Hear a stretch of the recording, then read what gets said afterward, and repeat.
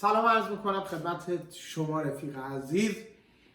میدونم که خیلی چیزا ازم یاد گرفتی تو این مدت، ولی خب یه نکته رو واجب دیدم که پیرامونش صحبت بکنم. اونم اینه که بزرگترین اتفاق زندگیمو میخوام برای شما تعریف بکنم. تقریبا با امسال میشه 13 ساله که من سیگار رو ترک کردم و دیگه سیگار نمیکشم. این فیلم رو تا انتها نگاه کن، مطمئنم به دردت میخوره. اگه سیگار میکشی حتما. آخرین باری که سیگار کشیدم شب عید بود، یه روز به عید مونده بود. خونه عموم دعوت بودم، یعنی ساعت 12 شب سال تحویل میشد. عموم بهم گفت میشه ازت خواهش کنم بری بیرون سیگار بکشی. حرف خیلی بهم برخورد و اینکه به هم ریخت. تصمیم گرفتم بیام خونمون.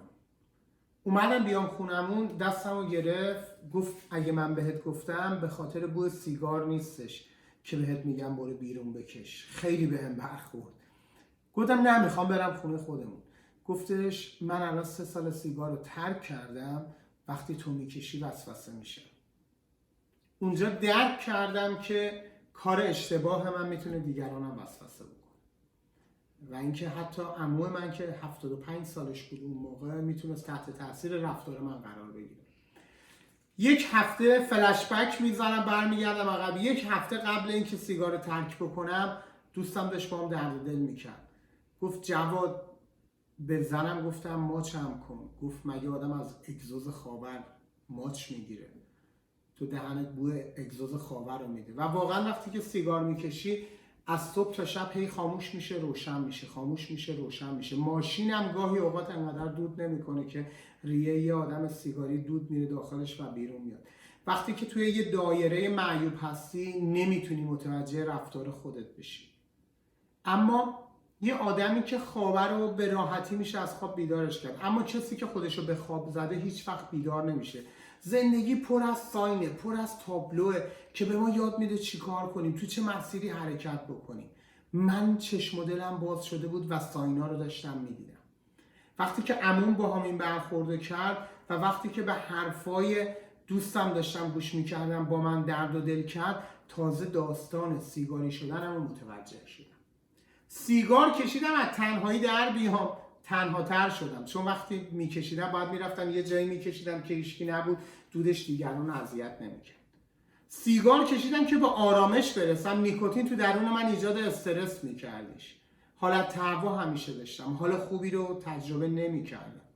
و یا اینکه گفتم بکشم اجتماعی بشم، تو اجتماع وارد بشم، مثل بزرگترا بشم. اون اوایل که سیگار میکشیدم، اما کشیدم منزوی تر شدم. اما تمام این رفتارها تو اون دایره‌ای بودش که من داشتم سیگار رو میکشیدم و نمیدیدم چی کار دارم میکنم. حالا اتفاقات خیلی زیادی برام افتاد. مرگ عزیزام، سفرم به خارج از کشور، ازدواج کردنم، اتفاقات قشنگ زندگی و حتی اتفاقات ناراحت کننده زندگی باعث نشد که من بعد 13 سال دوباره سیگار کشیدن رو شروع بکنم. بچه‌های جنوب شهر یه تیکه کلام دارن، میگن ماشین ما دنده عقب نداره. وقتی که ما تصمیم بگیریم بچه‌های جنوب شهر دیگه به عقب بر نمیگردیم. اما اگه شما هم تصمیمات اینجوریه، همین امروز یه تصمیم بگیر و من بهت میگم که چجوری میتونی سیگارتو ترک بکنی. وقتی که این اتفاقات افتاد شروع کردم تجزیه تحلیل کردن، فکر کردن و از اون دایره اومدم بیرون و از بیرون خودم رو نگاه کردم. دیدم مثل یه چرخ پنچرم، هی باد میکنن خالی میشن، باد میکنن خالی میشن. خوشحالیم یه نخ روشن کنیم، ناراحتیم یه نخ روشن کنیم. پیش خودم گفتم این چیه که هم تو خوشحالی باید بکشم هم تو ناراحتی باید بکشم؟ تو درونم ایجاد استرس میکنه، منو منزوی میکنه، منو تنها میکنه. بعد دیدم نمیتونم ترکش کنم. بعد نشستم فکر کردم دلیل این که نمیتونم سیگار رو ترک کنم چیه. باورتون میشه اگه من مسافرت میخواستم برم اول باید یه واسه سیگار میخریدم. اگه نمیخریدم از اتوبان نمیرفتم، از جاده قدیم میرفتم که یه مغازه سر راهم باشه. مسافرتامو به هم ریخت، روابط خانوادگیمو به هم ریخت، تمام زندگیمو متزلزل کرد. زندگیم یه جوری غیر قابل اداره شده بود. یعنی هم از درون دائما باید استفاده میکردم و میکشیدم و همینطور از بیرون تو روابط اجتماعی من تاثیرگذار شده بود و نمیدیدم. خیلی وقت بودش که من تو این مصرف سیگار من شکست خورده بودم بارها بهم گفته بودن بدجوری بو سیگار میدی وقتی که میای. این یه حرف خوب نیست، این یه حرف زشته، یعنی تنت بو میده، دهنت بو میده، ولی تو اون دایره مصرف بودم متوجه نمیشدم. همه اینا رو کنار هم گذاشتم و تصمیم گرفتم برای یک 24 ساعت نکشم. گفتم منی که اینو روشنش کردم، آیا توانایی خاموش کردنش هم دارم؟ امروزم تو مسیر زندگیم همین جوریم. اگه چیزی رو روشنش کنم باید بتونم خاموشش کنم، اگه نتونم دست بهش نمیزنم. تصمیم گرفتم، به خودم گفتم جواد یه بار شهامتت رو امتحان کن، 24 ساعت نکش. 24 ساعت سیگار نکشیدم تا 24 ساعت تموم شد، بوده بسته سیگارم در آوردم یه رخ روشن کردم. میدونید چه اتفاقی افتاد؟ خوشحال نشدم، خیلی پشیمون شدم. گفتم چه اشتباهی کردم، من 24 ساعت نکشیدم، اصلا چرا کشیدمش؟ اون 24 ساعت به من اونقدر لذت داد که تمام سیگار کشیدنم نداده بود. پیش خودم گفتم چرا ادامهش نمیدم؟ من میترسیدم، همش ترس بود، همش وحشت بود. یه آدم به این بزرگی از اینقدر سیگار بترسه؟ من میترسیدم ترکش کنم. میگفتم اگه یه جا خیلی خوشحال بشم چیکار کنم؟ اگه یه جا ناراحت بشم چیکار کنم؟ اگه یکی از عزیزان مرد چیکار بکنم؟ من بدون سیگار نمیتونم زندگی کنم. 24 ساعت اول به من شهامت اینو داد برای اولین بار یک هفته سیگارمو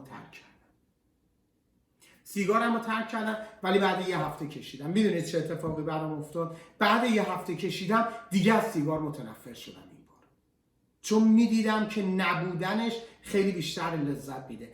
وسوسه یه ترک کردن سیگار خیلی زیاده. من تا 5 سال اول از خواب که بلند میشدم اول دنبال پاک از سیگارم میگشتم.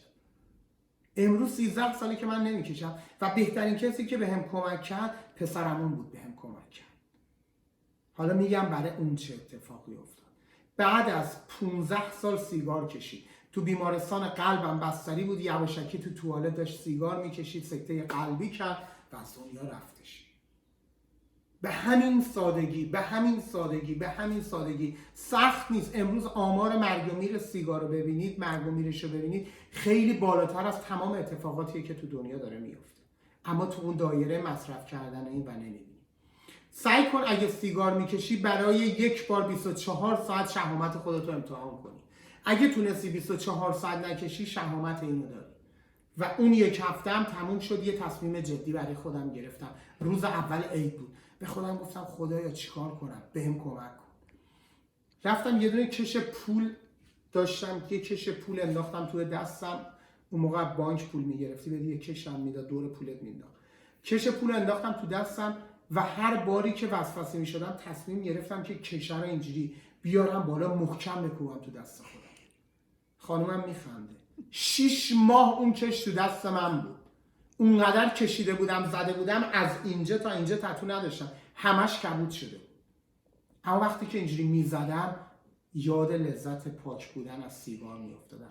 یاد این میافتادم که هر باری که کشیدم پشیمون شدم. یاد این میافتادم که من دنده عقب ندارم. 6 ماه کش تو دستم بود و بعد 6 ماه که تموم شد کشو در آوردم، پاره کردم، انداختم بیرون. وسوسه سیگار کشیدن هنوزم هستش، ولی من قوی تر شدم، ولی من بزرگتر شدم، ولی من رشد کردم. حالا اینو میخوام امروز بهتون بگم، قابلیت‌های فردی من بیشتر از شما نیستش. من زاده تصمیمیم که خودم برای خودم گرفتم. امروز دوست دارم تو هم تصمیم بگیری، شهامت خودتو امتحان کن برای یه 24 ساعت. اگه تونستی تو این من به من یه مسیج بده، بگو جواد من تونستم، منم بهت میگم دمت گرم، من میتونم تو رو درک بکنم. بعضی وقتا خیلی زود دیر میشه، تا دیر نشده باید به فکرش باشی. تو اندونزی یه جا گیر کرده بودم، یه عزیزم بود با هم، بهش میگفتن عزیز ترکه، بعد بدنسازی کار بود، خیلی هیکلش هم درشت بود. گفت اینجا داریم میمیریم، گیر افتادیم. گفتم تو کشور اندونزی، گفتم عزیز بذار من حواسم جمع باشه. گفت بابا داریم میمیریم به خدا، بیا یه رخ سیگار بکش. گفتم عزیز اگه من این سیگار رو بکشم ما نجات پیدا میکنیم؟ گفت نه نجات پیدا نمیکنیم. گفتم پس من نمیکشمش. مشکلات ما رو حل نمیکنه، فقط یه درد اضافه میکنه و اینکه ما رو از دیگران جدا میکنه. امروز بیایم الگوهای رفتاری خوبی برای خودمون باشیم. وقتی من پدرم رو نگاه میکنم یادم همیشه پدرم تو خونه سیگار میکشیدش. همیشه یه چایی یه سیگار. همیشه آرزو داشتم زود بزرگ شم مثل پدرم شم. اگه امروز تو یه پدری فیلم منو نگاه میکنی، فردا الگوی رفتاری بچه خودت میشی. اگه سیگار تو دستش دیدی، حق نداری بزنی تو گوشش، چون اولین سیگار رو لای دست خودت دیده. امروز پدری که سیگار میکشه حق نداره تو گوش بچهش بزنه، چون مثل آینه‌ای بوده که صبح تا شب جلوی چشمش بوده. بس بیایم تا دیر نشده اقدام بکنیم. دوستتون دارم، دمتون گرم، به خدا بزرگ میسپارم.